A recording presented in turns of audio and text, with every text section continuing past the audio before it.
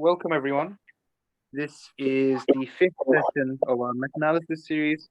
Today, so far we've covered the screening, we've covered how to search, we've covered some basics on R, and now we're just going to continue going through the analysis and a bit more on how to use the code, etc. So, I'm going to let Mami take it away. Thank you very much. Before we go on to the hard stuff, because I know some of you haven't gone through, I'll just go over the basic principles. So what is a meta-analysis? A meta-analysis is, as a piece of evidence, is above a randomized control trial. And then above that is a guideline. And a meta-analysis is quite a useful way of summarizing papers. So let's say you want to do a meta-analysis. Let's say my name is Mr. M, yeah?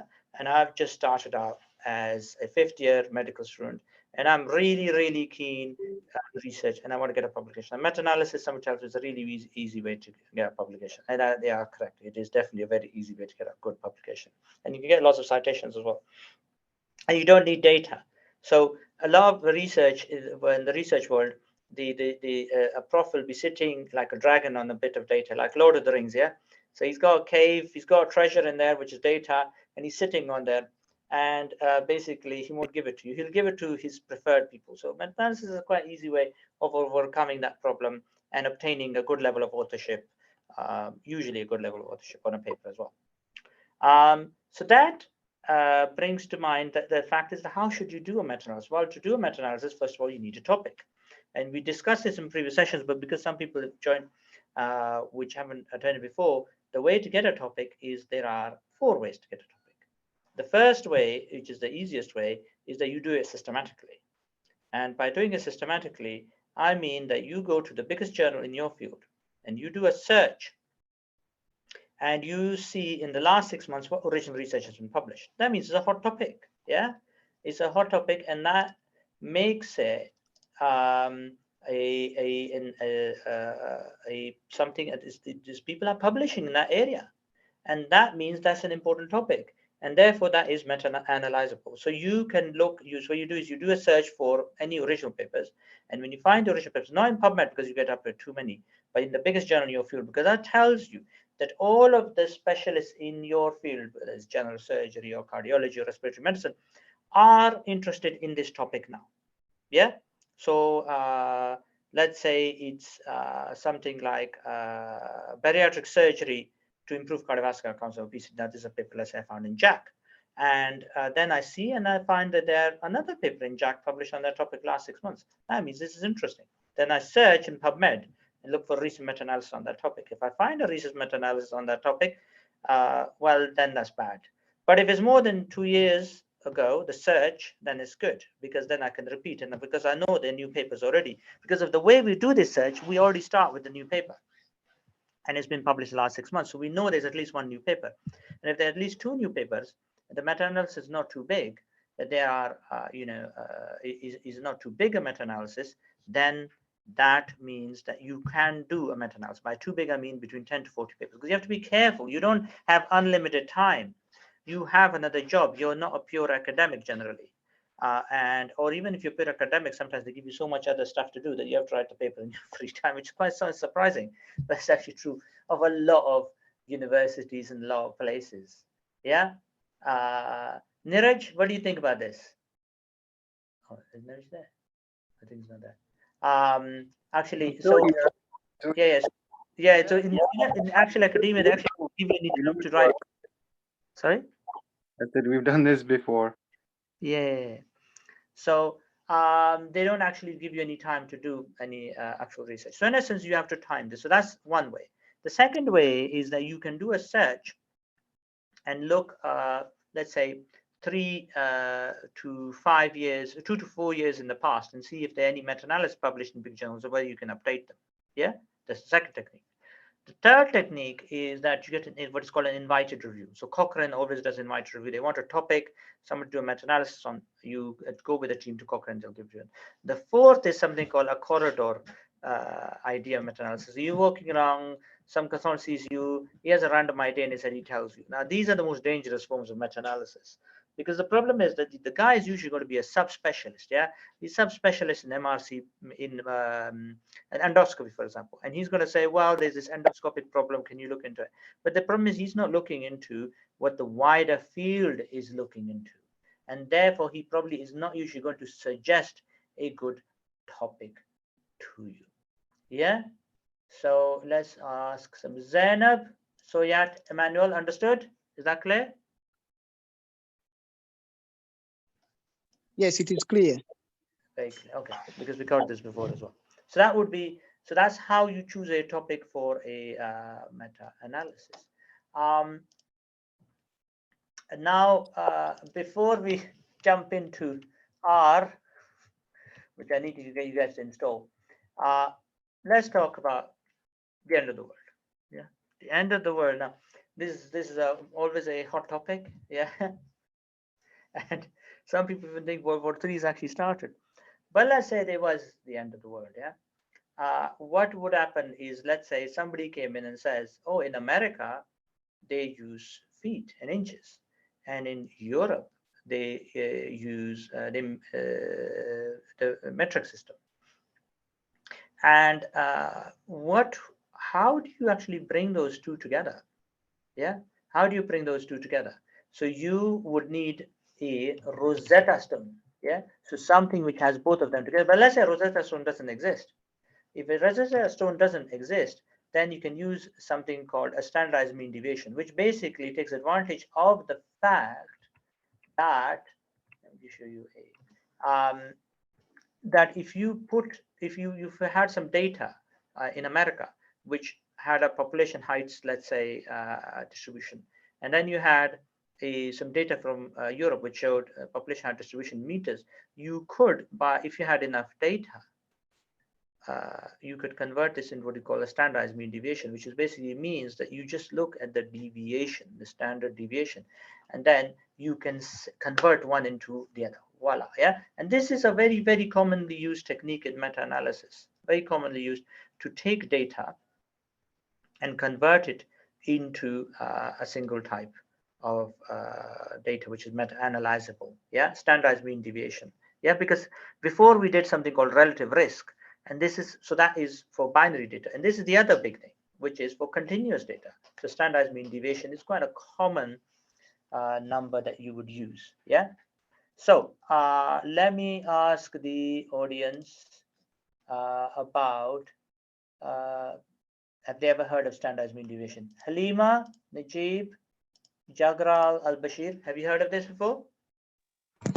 Yes, I'm undergoing my master's degree and I'm taking biostatistics right away. So I'm conversant with most of these statistical terms. Very good, very good. Noor, Jabran, Fongyan, and Pratik, understood? Yes, I do understand what is standard deviation. Standard mean deviation, very good. The standard mean deviation, it then allows you to do a meta-analysis, yeah? Now, this bit is going to be a little bit difficult for people who haven't attended these sessions so far, but in essence, let me show you guys.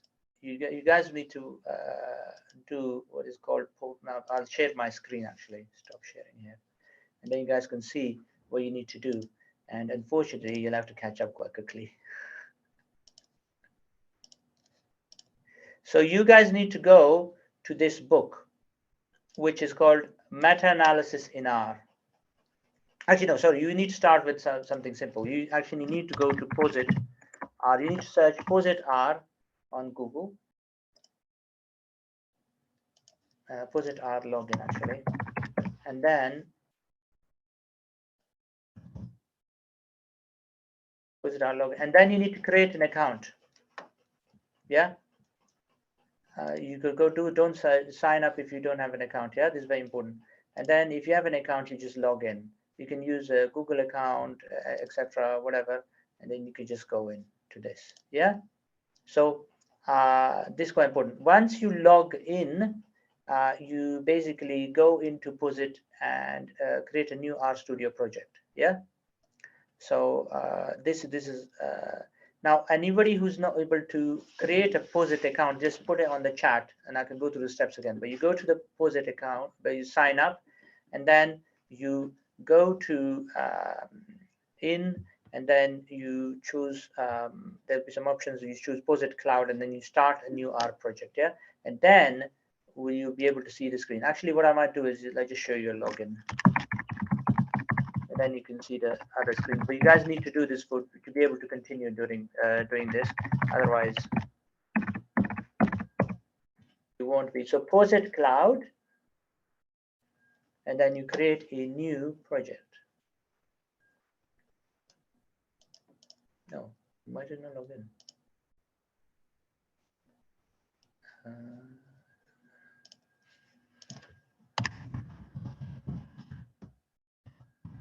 And then you can log in.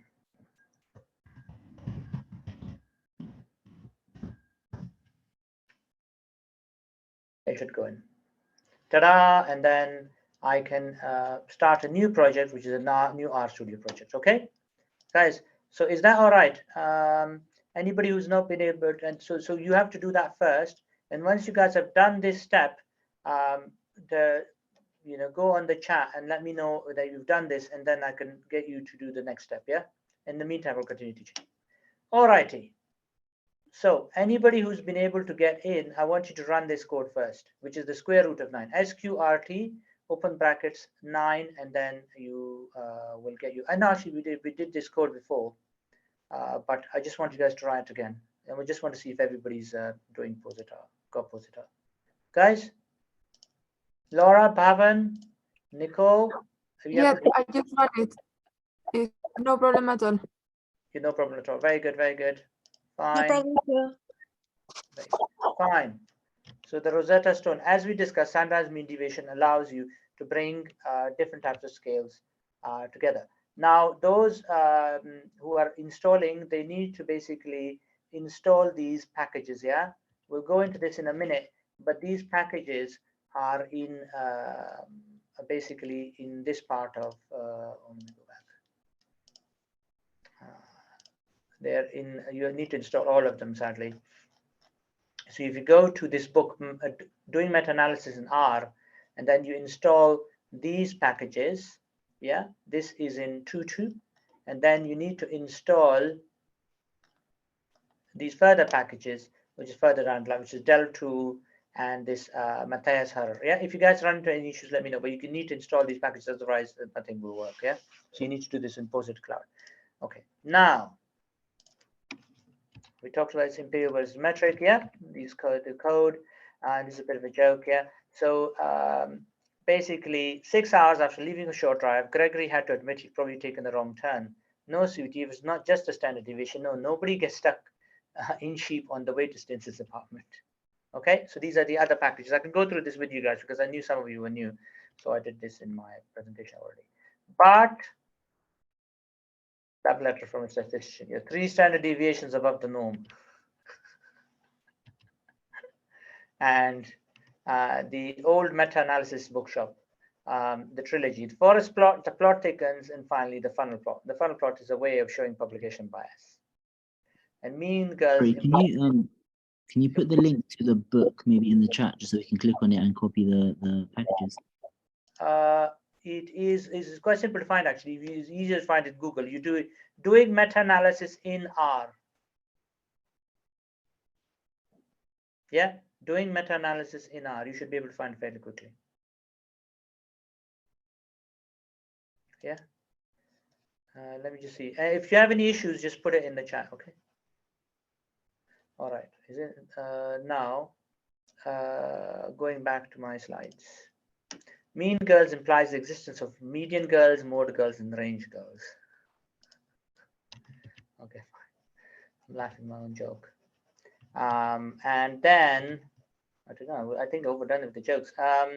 Things got tense with town folk when the third meta-analyst gang rode into town. What started it? Another ambiguous study result. So in essence, what they're saying that people do one meta-analysis, then a second meta-analysis, and third meta-analysis because obviously the results in themselves are ambiguous. Now, going on. Now, first of all, is we talked about this. spreadsheets, and I got you to go upload. I think I did get you to upload the suicide prevention spreadsheet. This is very important because we won't be able to do the next part of the exercise unless you upload this. This is in the book meta-analysis with R section 2.4, and in that you can upload this Excel spreadsheet suicide prevention if somebody's not done it. Yeah, guys, let me know if let me just stop share and then share my slides.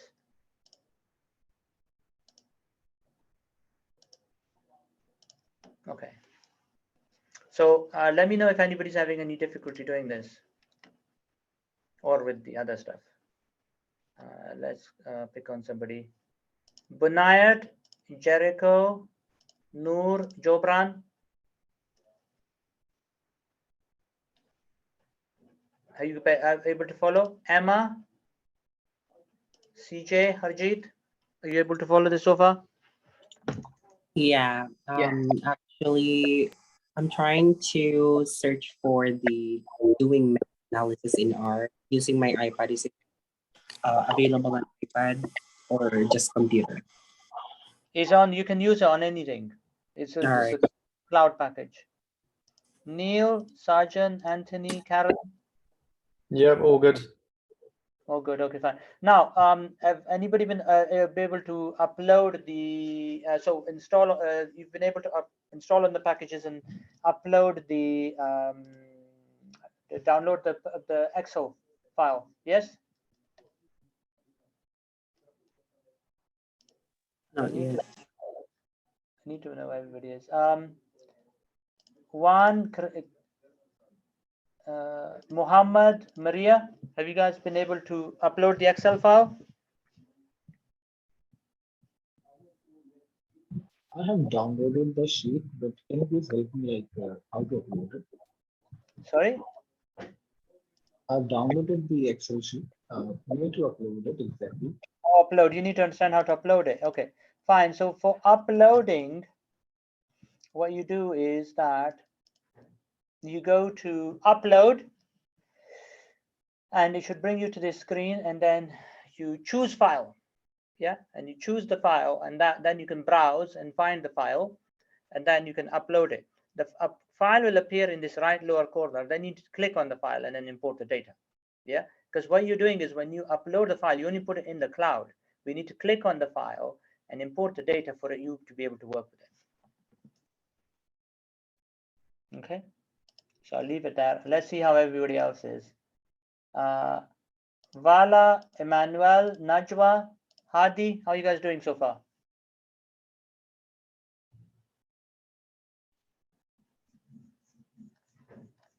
Yeah, mine's uploaded. Yours uploaded. Okay. Let me ask the others. Siddhar, Hamza, Celestine, Purvijav, Nurane, how are you guys doing so far? Oh, good. I've uploaded it 5. Very good. All right, let's move on to the next bit of the exercise. Okay, fine. So a few more jokes. For me, from where I am, I think we don't have good network connection. So I think I will just have to go through on the. Okay, fine. So meta-analysis, many meta-analysis studies include this phrase, we search Medline, Embase, and Cochrane for studies. This has led to meta-analysis comparing meta-analysis methods. And then we performed a meta-analysis on these meta-analysis. And then we searched Medline, Embase, and Cochrane for the phrase. We searched Medline, Embase, and Cochrane for the phrase. So in essence, to get a paper rejected with the comment 2 meta. It's a bit of a joke that you can do a meta-analysis of a meta-analysis. It's very surprising. Okay. A meta-analysis apparently is related to Hippocrates. Yeah. So this is interesting, a picture of Larry Hedges. And Larry Hedges came up with the Hedges, basically the statistical technique we use for doing a meta-analysis of standardized mean deviation. This guy lived in America. He looked quite pleased with himself, actually. So Hedges, yeah. So this is what we're going to use for standardized mean deviation. Is a measure of effect size widely used to standardize results across different studies in ecological and evolutionary meta-analysis. And what it does is the weighting, what the weighting means is that each study gets a different weight, which means a different, it's given a different percentage of the final result.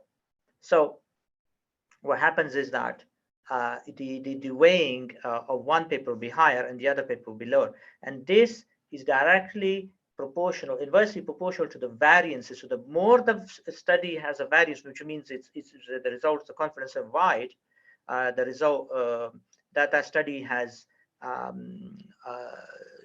wide range. So it's showing the human population heights are between 2 feet and 10 feet. So it's a bad study.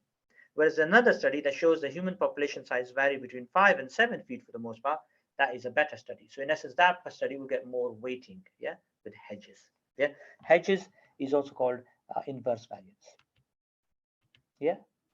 So what you need to then do is that this is the spreadsheet, just to show it to you in Excel that we were talking about, and it's got this is the suicide prevention spreadsheet. I mean, I could have made you make the spreadsheet yourself, but it's taken too long. So to save time, I made you upload a spreadsheet. And what it's got author. Now this is very important, which I hadn't realized before, and I was running this analysis offline, is that if you capitalize author or NE or any of these, you actually capitalize them, then it won't work.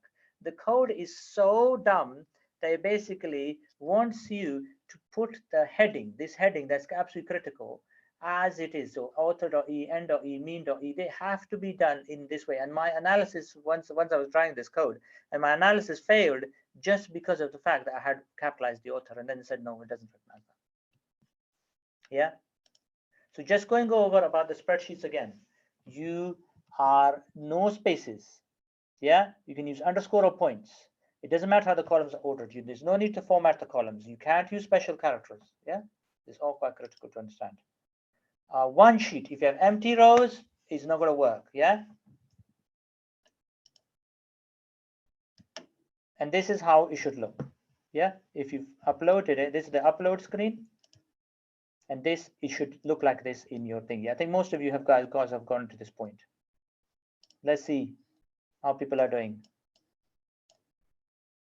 Hadi, Samutru, Najwa, Emmanuel, Justice, Karen, have you guys managed to get to this step? Monica, Bridge, Valerie, Zaina. Yes, okay, thank you. Very good. Okay, you guys, that means you guys are ready to run the code. Are you sorry. How should I upload the Excel? Okay, let me just show you again. So basically, you go to upload, choose file. Choose file, and you should be able to browse the files. Upload, choose file, and then this and then you upload, choose file. Then our file will appear in the right lower corner. And then you click on it, and then you say import, and then it will import the file. Then you should be able to see the data. Okay. Let me ask again if everybody's gone to this point. Gorang, Oko, Muhammad, Ayodhya, Dalida, Turika. Yeah, got it. Very good. Let's go to the lower end. Najwa, Blessing, Bhavan, Sola, Muhammad, Somurchuku, Hadi. Yes, all here? All at this point? Because the next point is you're going to have to run the code. And then you can do something called glimpse if you want. It's not necessary, but because you can already see the data, but glimpse allows you to see the data. Now this again, let's go over the Sorry, doctor. The thing is, I tried to upload the table, but like it's just coming up on my documents. So when I upload try to upload the file, it's just coming on my documents, my personal documents. What do you mean personal documents? It should come. So upload. Upload, and here, like this. Are you in POSIT R? Yeah. So you click on upload. and then you we should be able to find it, the personal documents. It's are you using POSIT, the online one? Yes, the POSIT Cloud. I'm on the same workspace as you. Okay, so I mean, like, look, the thing is, can you see this file in the corner, right lower corner? You just click on it. Oh, okay. Can you see the file? Yeah. I don't have that file underneath. That's because you haven't uploaded it. That means. Okay. So the upload, you go here to upload. Click on this yellow icon, upload. Yeah. And then file. Let me try that again. Upload, choose file. Okay, yeah. Okay, fine. And then you click on the file, and then you come to the screen, and then import. Okay, yeah. Thank you. Fine. Then you should be able to see here. Very good. Now, just to go over this again. Meta and Meta 4 in some ways are the same package. Yeah. Meta is the more simpler version, and Meta 4 is the more advanced version. But Meta basically runs off Meta 4 like a little, parasitic infection, basically. And then you can find what you want to do. So last time we used a binary, which is the data is like 0 and 1, for example. It's basically yes, no values, 0, 1, or risk ratio, for example, is a binary number. Risk ratio means the incident in this group is 3 out of 10 of having a heart attack. The other group, which is getting the aspirin, the incidence is 2. The risk is 2 out of 10 of having a heart attack. So, and then we use this function called metabin. Now we move to the other side, and now we're going to use the standardized mean deviation, and the function is metacont. Yeah. Now, just going again over the two models, the fixed effects model and the random effects model. The fixed effects model assumes that you have got just grapes, and the grapes vary from each other in a very specific way. One grape is bigger, one grape is smaller. Yeah. The random effects model is that, so this is basically fixed variation, but the random effects model is much more complex. It says that there are some olives in there, and you don't know how many olives there are, and they vary in a completely unpredictable way. Yeah. So it says that what it basically does is increase the confidence interval quite significantly. So the random effects model takes in the fixed effect model and also takes the random effects model, so the confidence interval is wider. And then on top of it, I put a filter, which is called the Knapp-Hartung, which is basically another filter on top. Okay, Knapp-Hartung adjustment is quite good, quite useful. Yeah, it just basically makes the confidence even wider. So this, the main thing is you have to decide what model you're going to use. In this case, for standardized deviation, we use hedges. Yeah, the guy's picture I showed you. Let me show you smiley hedges again. This guy. Yeah, it says look confident. He says use my formula, hedges. Yeah, use my formula, inverse variance. And then use a random effects model, because in medical terms you use a random effects model. Then you use this Knapp-Hartung adjustment, which is a filter, like an Instagram filter. And then, so in meta-analysis, obviously you're going to use a way of meta-analyzing. In this case, for example, inverse variance, which gives you hedges. But there's also something called variance. Variance is, oh no, the papers are very different. Are we comparing grapes to olives? Oh my God, are they really that many olives? So variance means the papers are all different. So one paper, as I said before, the height variation is 2 to 7 feet. Sorry, 2 to 9 feet. In the other paper, the variation is only 5 to 7 feet. So this variance means that the papers are actually very different from each other, and they're actually comparing grapes and olives. And the variance is the bugbear meta-analysis. So you also need a model for the variance. We talked about this before. What are the two models? The model that you need to know here is that you can use Paul Mendel for binary. We prefer Paul Mendel for binary. And this other model, which is the RMLE, you don't need to know how it functions. You just need to know that you need to use continuous outcomes. And this is the method that we're going to use. Yeah. So continuous data, use the RMLE. For binary data, use the Paul Mendel. Now, interestingly enough, Cochrane is slightly different. Now, This is code, code. Just to explain it to you quickly, because you don't need to know it too well, but just to explain what the numbers mean. So SM is always standard measure, SMD in this case.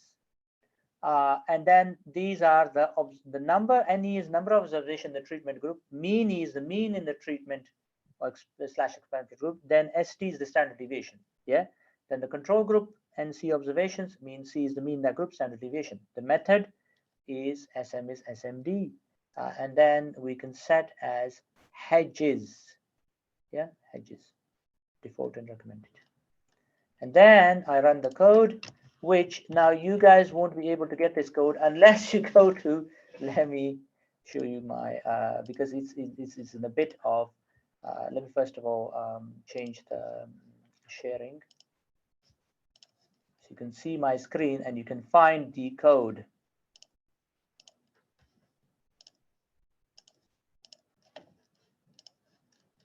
So I will now go to 422, 422, and then you already downloaded this sheet, and now you need to run this code. You need to make sure the libraries are there. Library, meta, meta. Now, for some people, the issue sometimes in POSIT Cloud is that it may not work, and if it doesn't work, that means unfortunately you need to install all the packages again. Sadly, then it'll work. And then in this case we downloaded it manually, and then you need to run this code. You need to run this code, and this code has the outputs in the meta. So the meta count is the function, m.count is where the output will be, is the file where the output will be. And you've got ne mean.e, st.e, n.c, mean.c, st.c, and then study label is author. The data was suicide prevention. Standardized mean deviation. The method is hedges. And then random model, REML, which is for the variance we talked about, and then Partung effects, and this is the title. And this will give you this data, and then your meta-analysis is done. Yay. Okay, now we've done quite a bit. Let me go back to this data sheet so you guys can copy this from, obviously you have to find it in here. And let me stop sharing and then share screen. That's quite a lot actually. So let's go back to the crowd and see how people are doing. Nicole, Odette, Basil, Halima, Najib, how are you doing with this code? I'm just copying down the code now. I'm sure it's on there. Very good. Solongo, sorry, Odette, you're saying? Yes, I'm good. Very good. All right, whoever gets the results first, let me know. Emma, CJ, Harjeet, Wendy. Yeah, I'm just typing in the code now. Yeah, I've copied in this code. Very good, very good. Yeah, I got the results. Muhammad, Kuraj, Oko, Muhammad, Ayodji.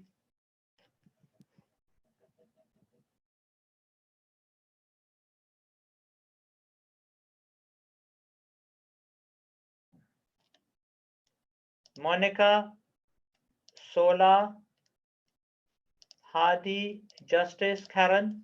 Any luck so far? Hello, Can you sorry. please highlight what all is to be copied? Sorry?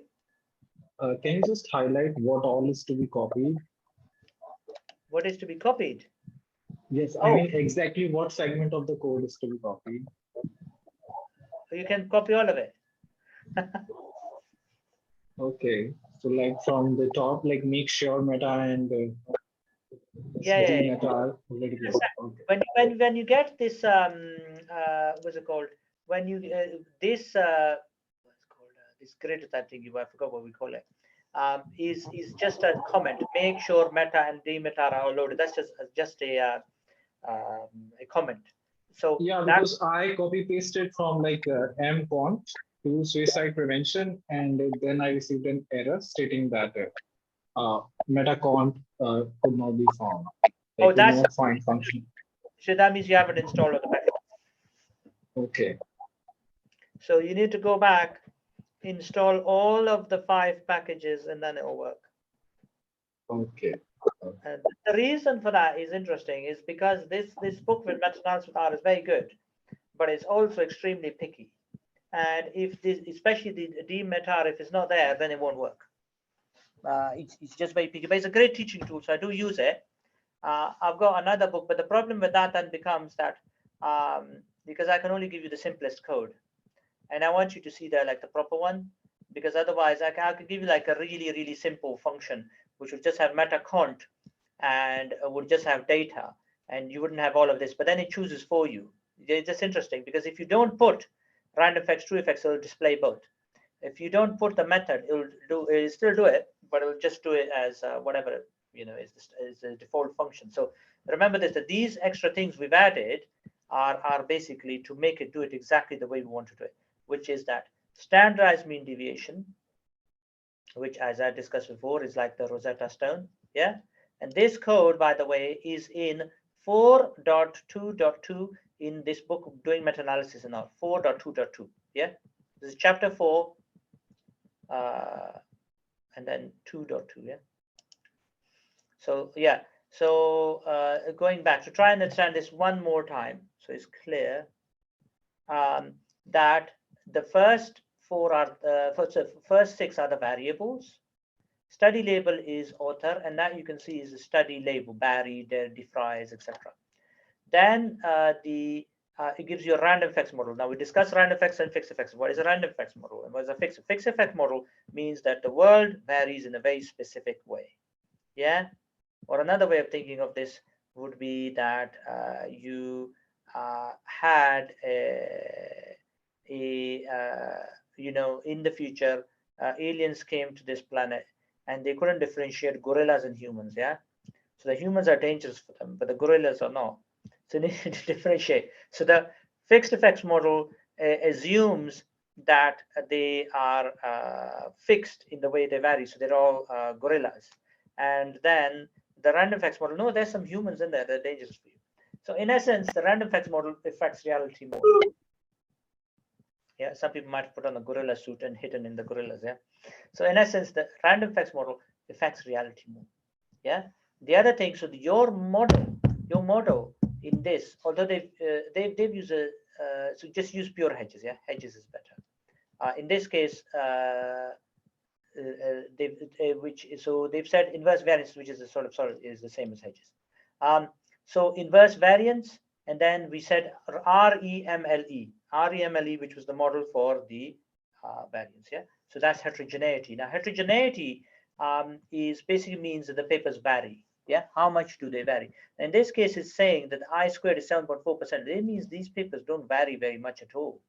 So that means the standardized mean deviation for most of the papers is this difference is actually not that bad, it doesn't vary that much, they're saying, and the confidence intervals don't vary very much. So in this case, the heterogeneity, if it's more than 50% is moderate, is bad. And that means that actually the papers are so different from each other, you're actually comparing apples and oranges. But in this case, the heterogeneity is actually quite low. Yeah, 7.4%. So it's not too bad. And in this case, we used RMLE. So go over this one more time. Just Larry Hedges, yeah. Hedges is used for standardized results in lots of different meta-analysis, and it uses weighted averages with the weights inversely proportional to the variance. So it uses the basically the variation of the paper to give the weight. Yeah. And then the second model, that's the first model used, and then you use random effects for most medical papers. And the difference between random effects and fixed effects is fixed presumes there's a single homogeneous population. Yeah, we're all robots. But as is no biological model. Biological models, everything is different. So random effects model is better. That is, some that are random effects are hidden from us. Yeah, and the true distribution is somewhere here. But the random effects model, as you can see, is very wide. Then we use a NAP or tongue adjustment. It just is basically adjust it slightly, put a filter on it. It's very good. Yeah, and then variance. Which model to use? Paul Mendel can be used for binary data, and for continuous data, just use RMLE. Yeah, and just to understand this again, the code, these are the variables, the method, which is hedges, default, and the standard summary measure is SMD. Yeah, and then library to load up the packages, and then this will we already loaded up the data set, and then you use this code, which basically has everything: SMD, hedges, then it's got random effects true, REML for the variance, and then a filter, and then there's the title, and then you should get this result. And now let's ask the gang if they want. Well, if you guys are good, then you can do the next bit. But let's just see if people have gotten this far to MetaCont even. And then you can do summary, and then you'll be able to see your results. Summary, open MetaCont at MetaCont, and then you should be able to see your result. Yeah. Okay.